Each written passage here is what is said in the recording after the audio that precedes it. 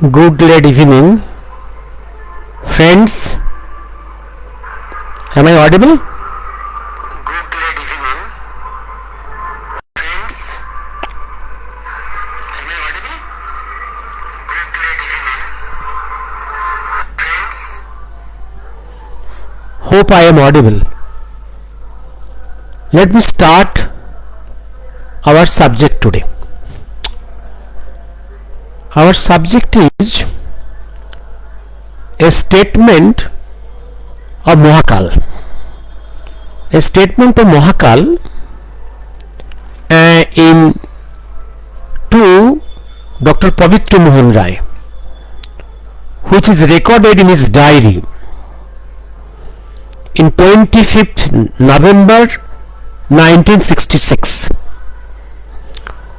What is that? From page number Mahakal Kathon, first volume, the most important. 19 বছর ধরে হিন্দুস্থানে হিন্দুরাই হলো unwanted dogs, আর সকলেই পেট। Fundamental truth তোমরা বোঝো না, পার্টিতেও তোমাদের দাম নেই, তোমরা তো নন entity. And before that stanza, there is another stanza. Nanda. Nanda means, I'll explain at the end of my talk today. Nanda ke jete holo. He paid the price of an bondi angel. এর যে দশা হয় ওর সেই দশা। ও যদি রাতলেস হতে পারত তবে ওকে যেতে হতো না। ওর মধ্যে দুর্বলতা কোমলতা ছিল, কিন্তু হোম মিনিস্টারে এসব হলে চলবে না। ও এমএ পাস করার পরে রিসার্চ করেছিল। এখানে I am repeating, for last 19 years in Hindusthan, Hindus are unwanted dogs. All others are pets. You don't know the fundamental truth. And I will discuss today why this miserable condition of Hindus in Hindoosthan. Remember, originally when partition took place, that part was Pakistan, and this part is Hindoosthan. Original in transfer of power values, Hindoosthan alias India. Hindoosthan, that is in all records. Hindoosthan.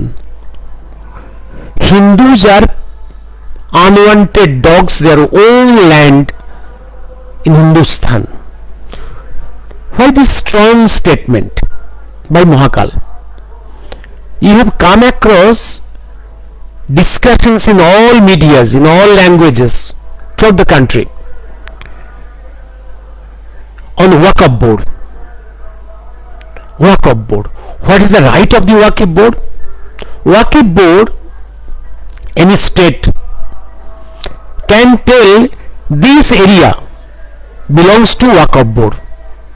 Waqf board, and Waqf board is not a democratically elected body.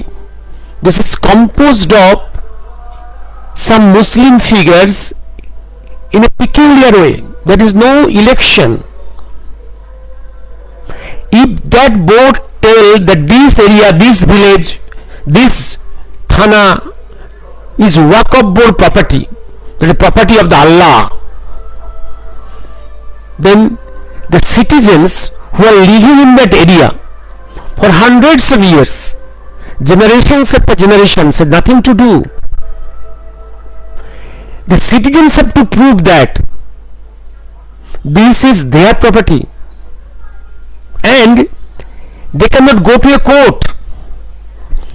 They have to go to the Waqf tribunal. Again, Waqf tribunal. Situation is, suppose Joydev Babu, your property is taken away by some person, telling that that property belongs to him. though that is a property of your family for centuries. Then if you have to complain, you have to complain to that person who has claiming that or taken out that peculiarly. You have to pray to their tribunal. This is the situation, and this situation has, and this law you have seen how the law has evolved from the British days up to this days, Nehru days, and then in Narasimha Rao days, how the power of this Waqf boards has increased. They can claim any area, anywhere in India, that's their property, and the citizens has no legal option to save themselves. They have to get justice from the Waqf tribunals. This is the peculiarity. And really, and in this country you see, Hindu temples are not controlled by Hindus, and from Hindu temples property government is taking taxes. But from Muslim lands, from Muslims mosques, there are crores of rupees. No single paisa as tax is taken by the governments, state or center. But the incomes of the temples are being taxed by the state governments and central governments. And even property, Devotta property, the property of the temples can be taken away by the local governments. But Muslim property, a mosque property, can never be taken by the government. That's the situation. In Bihar, some villages, in Kerala and Madras, this Waqf board has claimed village after village as their property. The problems is erupted. This is the situation. And in India really today, and you see in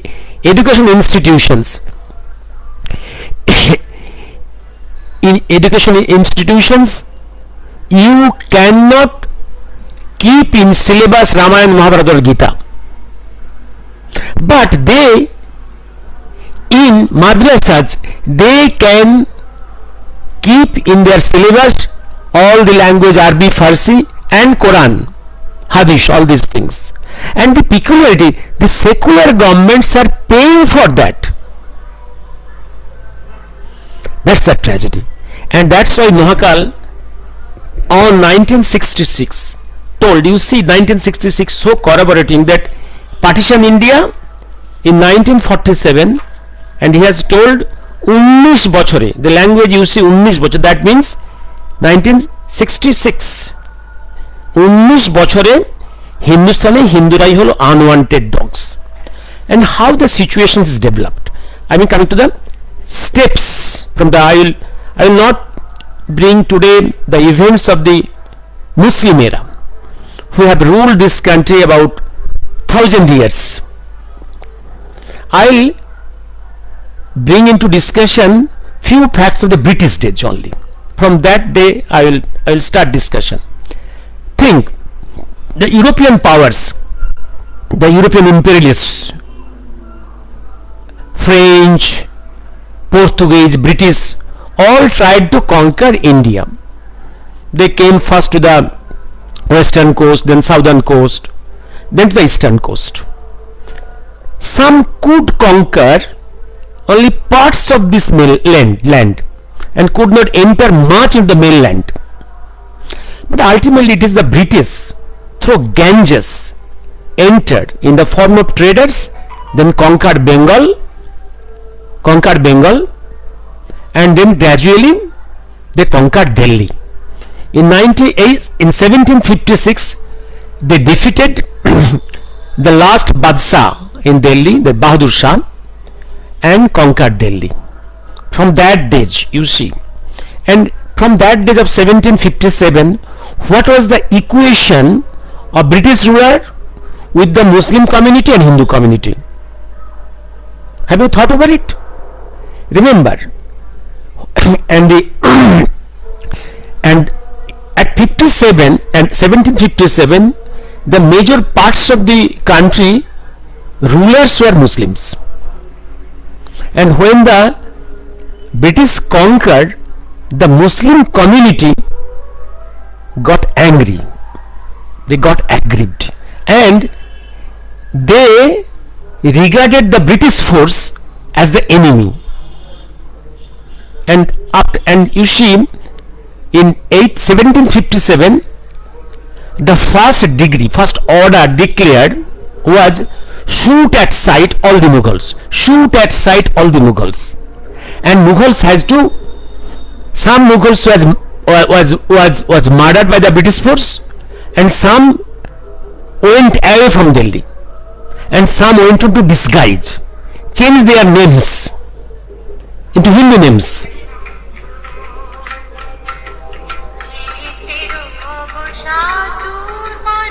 আমি 1 ঘন্টা পরে কথা বলবো।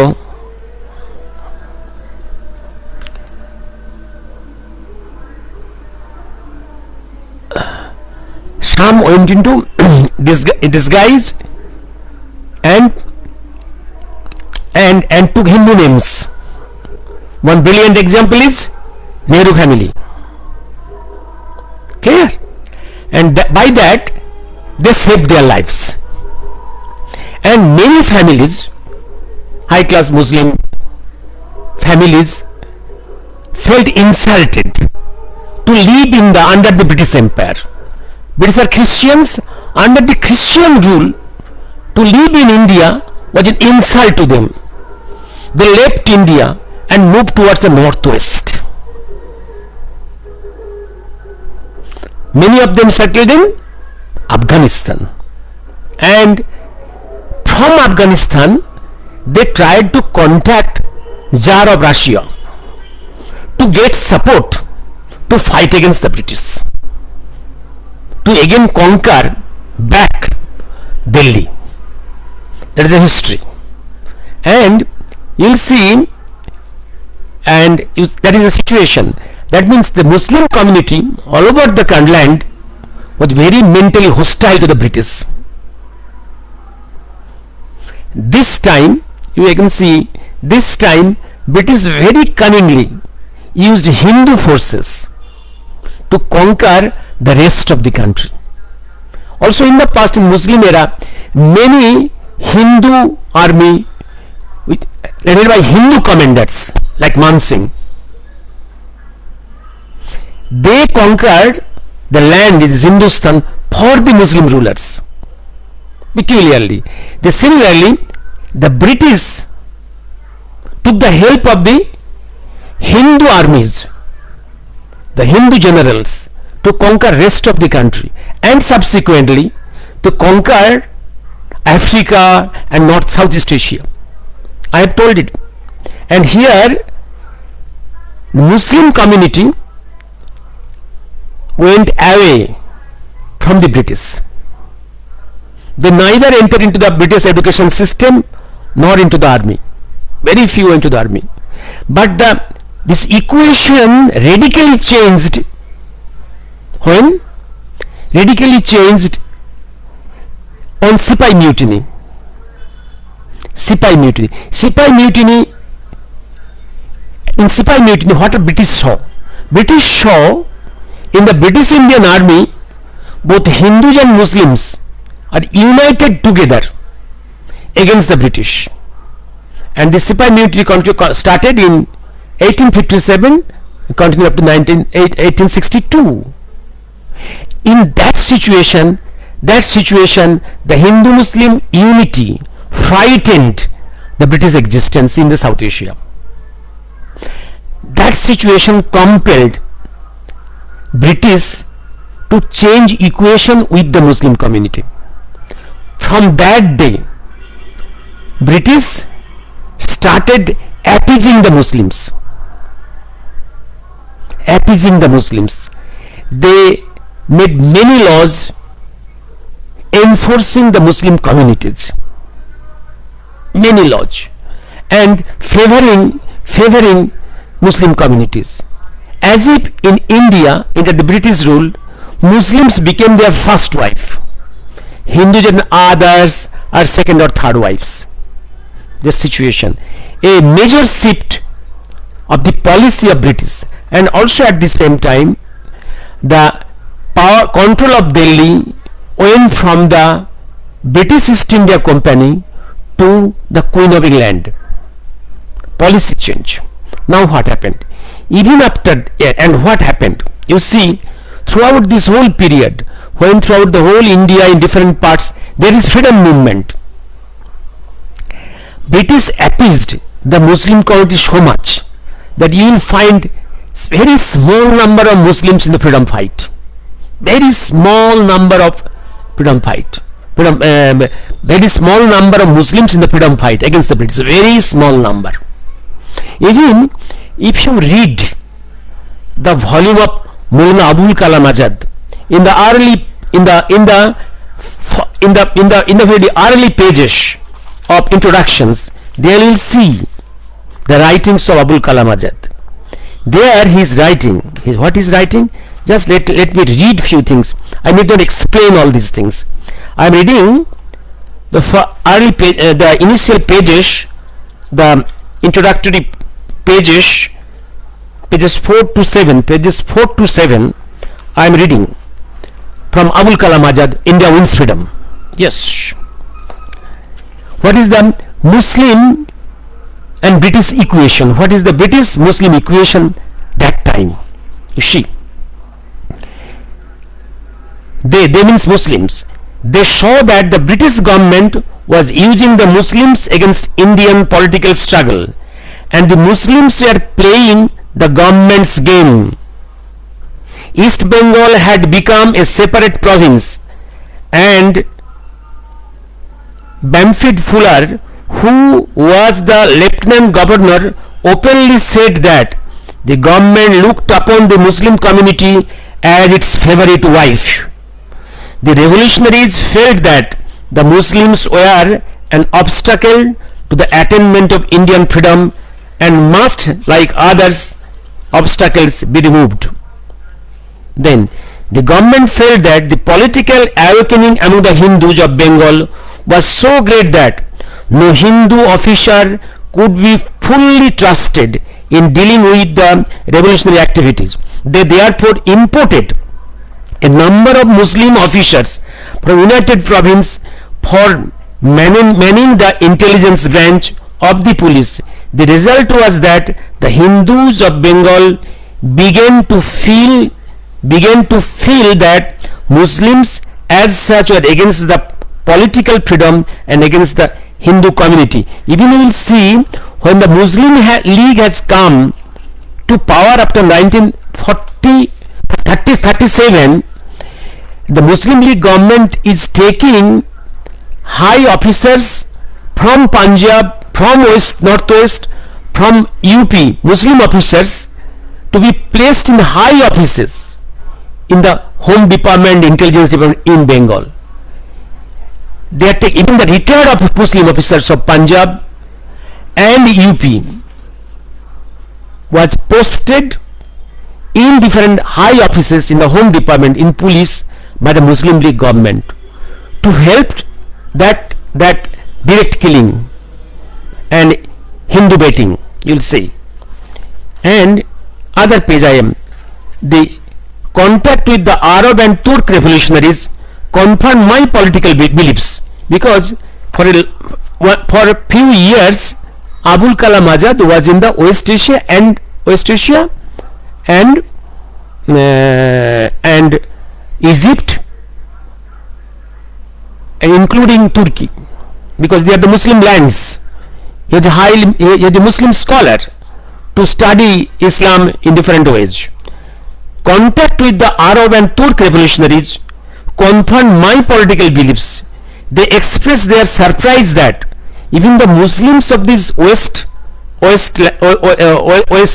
Asia, Turkey, and even Egypt, they are surprised and asked Abul Kalam Azad why the Muslims of India are not fighting against British, where they are so much pro-British.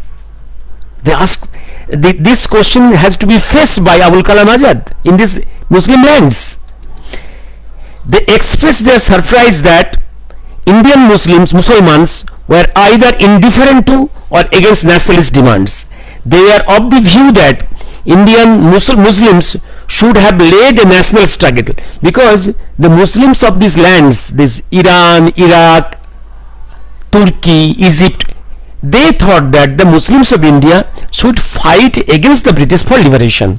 But ironically, the Muslims inside India are against any freedom fight, and could not understand why the Indian Muslims were camp followers of the British. I was more convinced than ever that Indian Muslims must cooperate in the work of the political liberation of the country. It's an inner belief. But what really? Why this situation?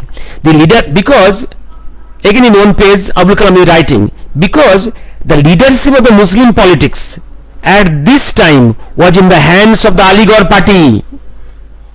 Its members regarded themselves as the trustees of Sir Syed Ahmed policies. Their basic tenet was that Muslims must be loyal to British Crown and remain aloof from any freedom movement. I am quoting from Abul Kalam Azad. Now,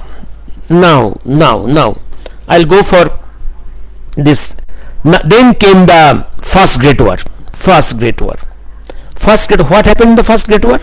First Great War, on one side the British and his allies, other side the Khilafat Empire and the Germans. In this war, the Khalifa and his Khilafat Empire were defeated. At that time, headquarters of Khalifa was in Turkey, defeated. And after conquering the whole British, the Khilafat, empire of Khalif stationed in Turkey, they divided the empire and demolished the post of Khalif, demolished the post of Khalifa and divided this their empire into many fragments, like separate many fragments, and that created more anger in the minds of the Muslims all over the Asia, in West Asia, Egypt, Africa, Turkey, and in India also. Created much anger in that situation.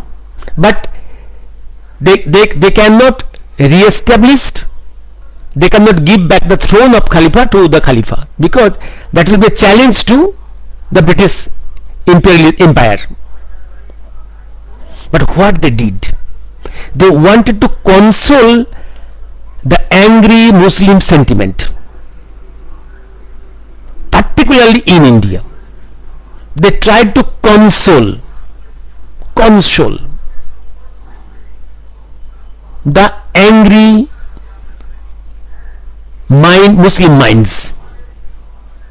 They step by step gave to the Muslim community of the world that they are helping to create one Muslim kingdom, one Muslim empire inside India by dividing India. That dream they gave,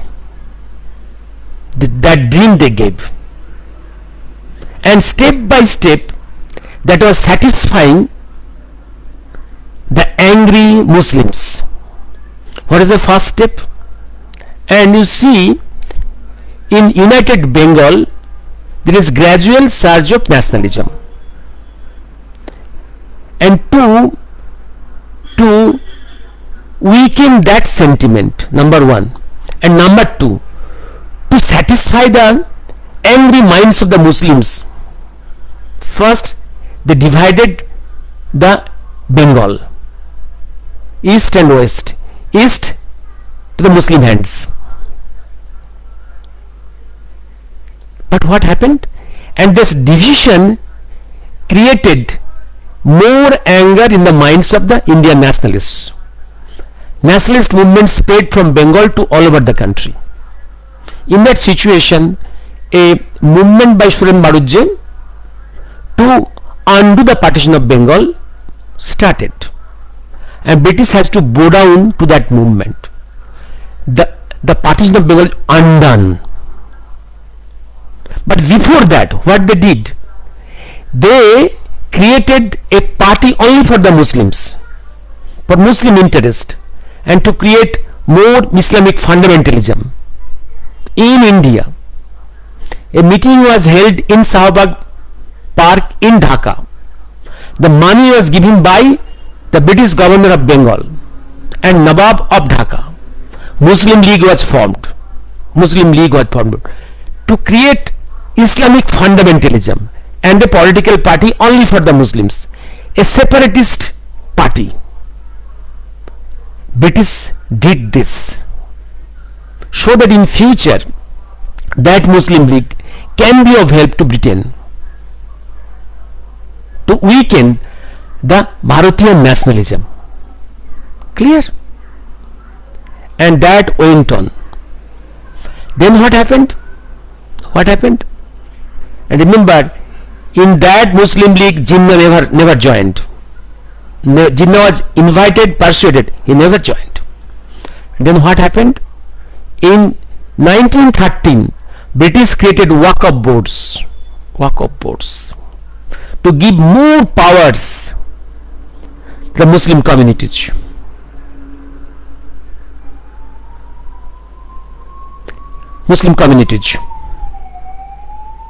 Clear? Then what happened? In 1920, Gandhi was brought, a British multifaceted, a multifaceted political monster, pro-British agent, was brought from Africa to India. We have discussed it. And by the help of him, in Indian National Congress, a resolution was passed, Khilafat resolution, absolutely for the Khilafatists and for separatism, to boost the separatist tendency of the Muslims. This is Gandhi resolution. And how that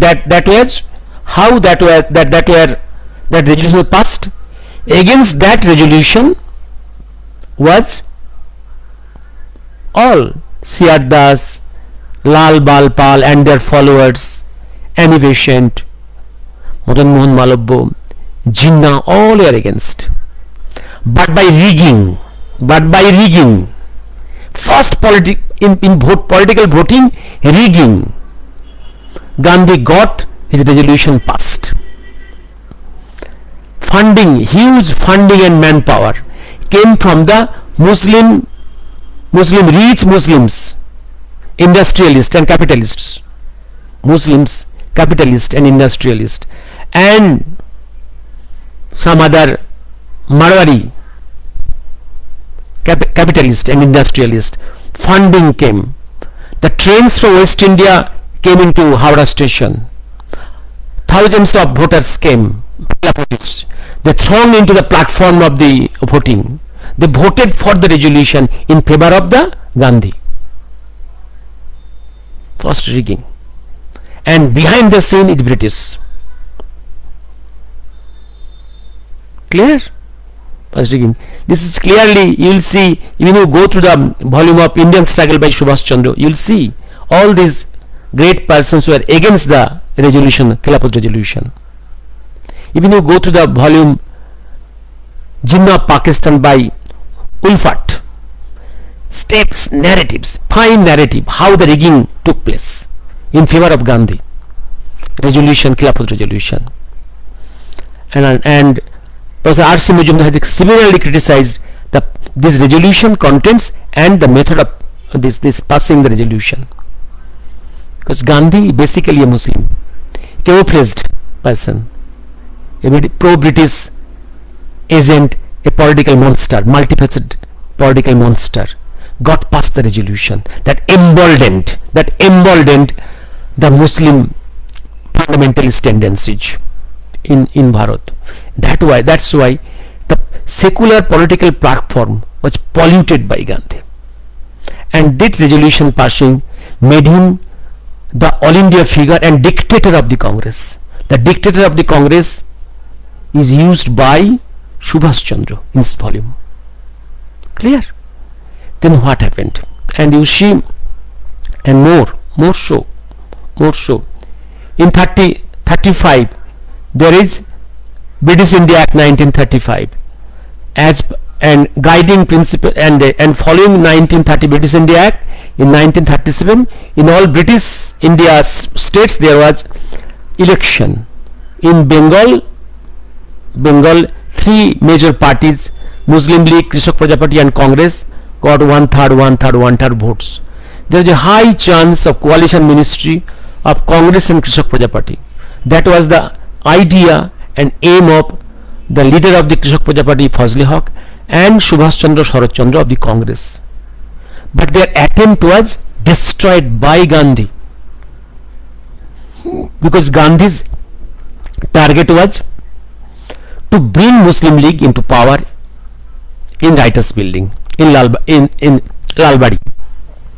Bazar, because that's why Lal Bazar was the police headquarters of Bengal and Writers Building was the administrative headquarters of Bengal. Gandhi's plan was to bring Muslim League into power, and naturally the aim of Subhash, Sharad Bose and Fazli Haq could not be executed. And do you know who are the advisors of that Gandhi, notorious Gandhi? Advisors were that big Bidla and Abul Kalam Azad. These two persons have no base in Bengal, but they were in Congress executive body and working committee, only under the blessings of Gandhi. They were the advisors. In that way, the fate of Bengal was sealed. The fate of Bengal was handed over to Muslim League. And then, you know, Second Great War, end of Second Great War, and I am coming to the end. And you see, when the INA trial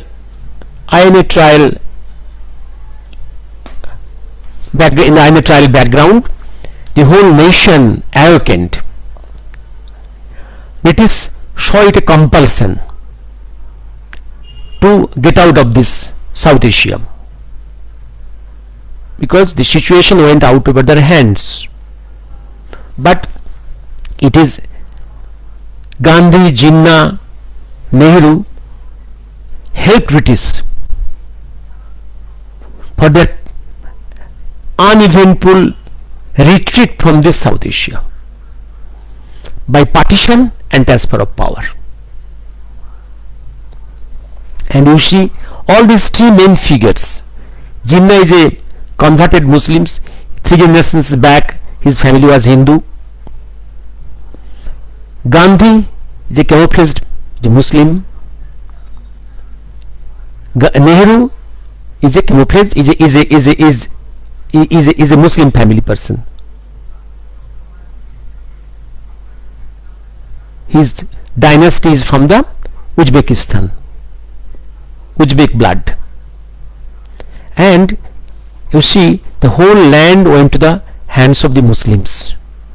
And you see, I'll bring one quotation when Mountbatten was given the task of transfer of power and partition.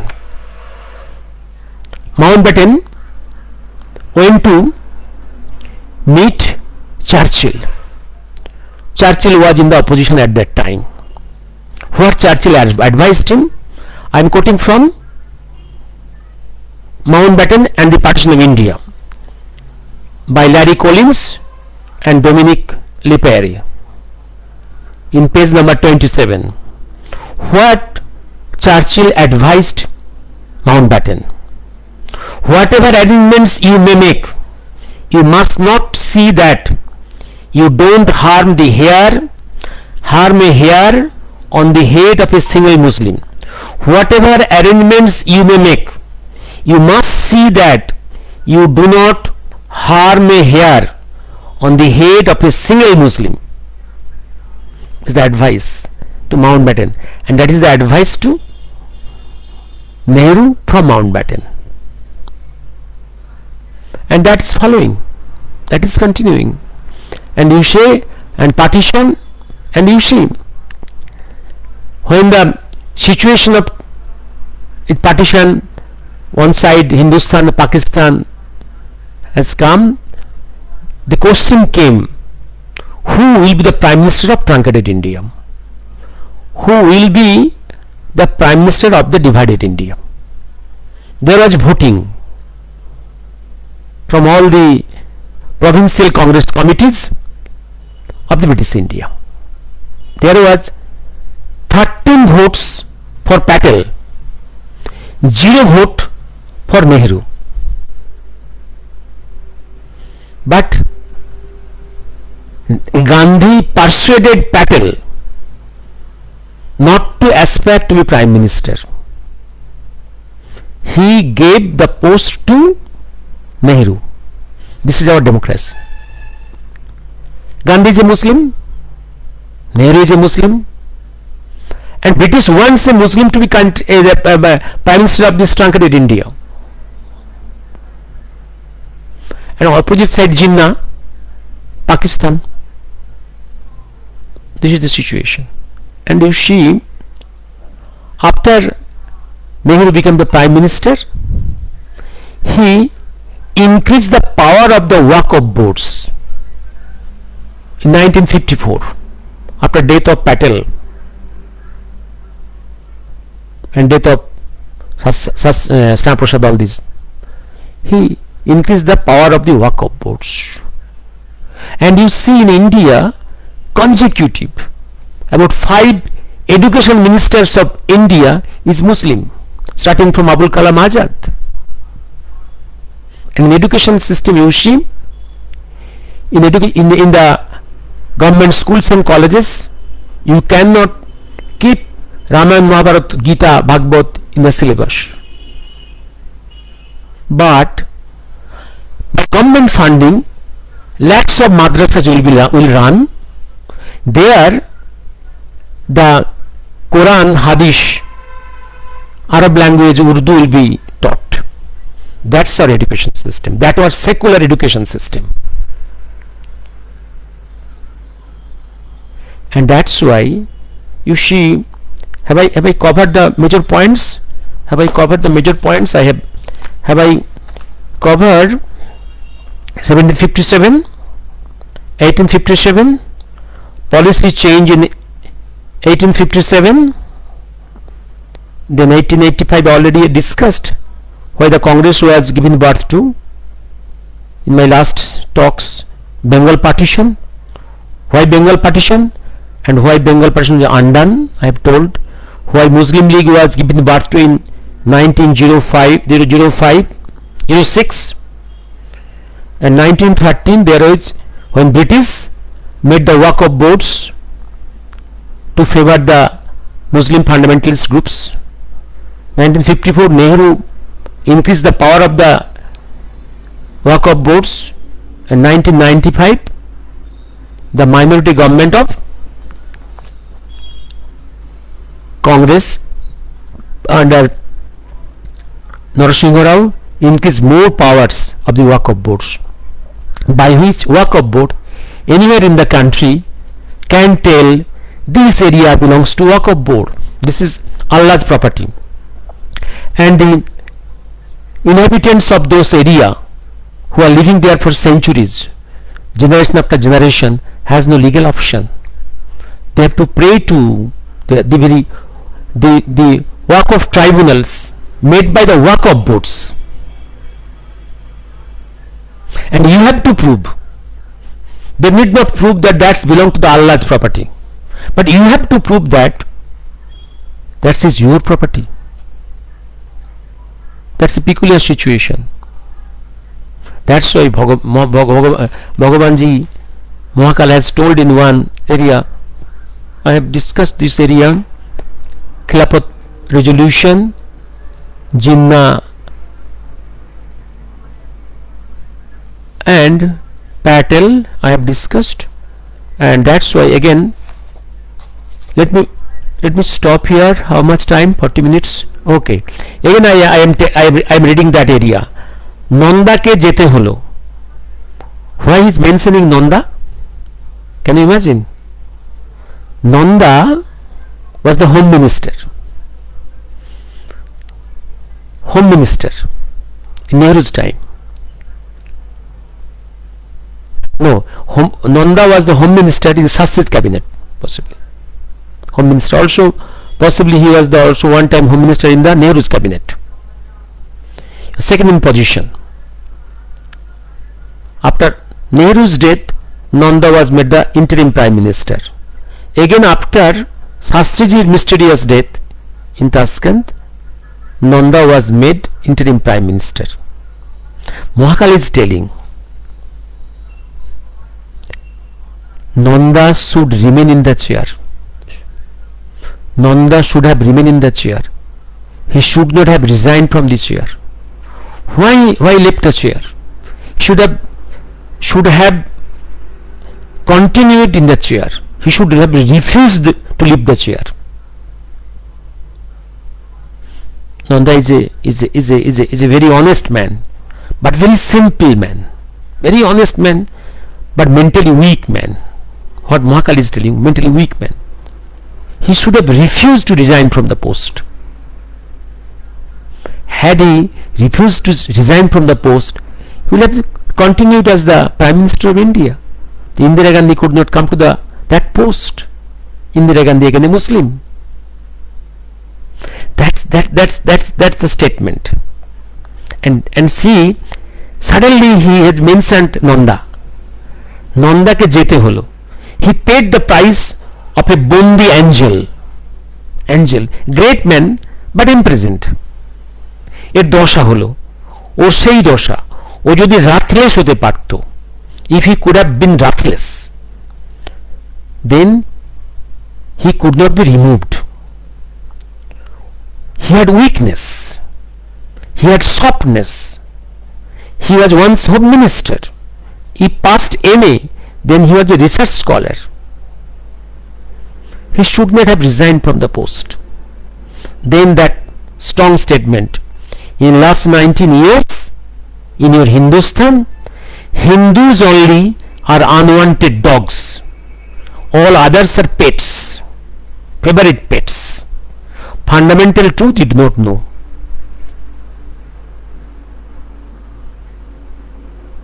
Have I been able to explain? Let me stop. Devmallo, how we over the legacy. Yadav Babu, please narrate in details your question.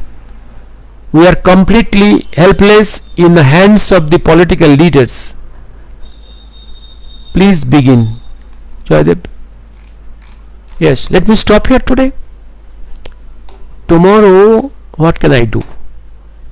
I can do how a question, why the good brains, honest persons do not like to come to politics. Why the honest, strong-minded, honest persons, honest and educated persons, good persons refuse to come to politics. Why the situation has come? And when the strong-minded, educated persons refuse to come to politics, that vacuum is filled up by the ugly persons, bad persons.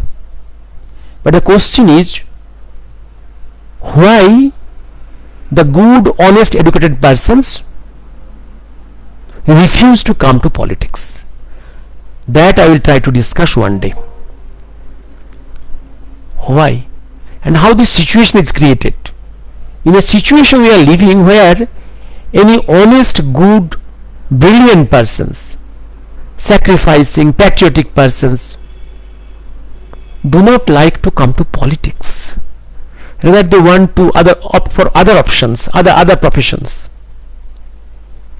Where is their fear? Why they don't like to come? And this situation, this apathy of the good persons about politics, how it is developed in decades in this country. One day I will discuss this issue, and I will explain some facts. Let me stop here today.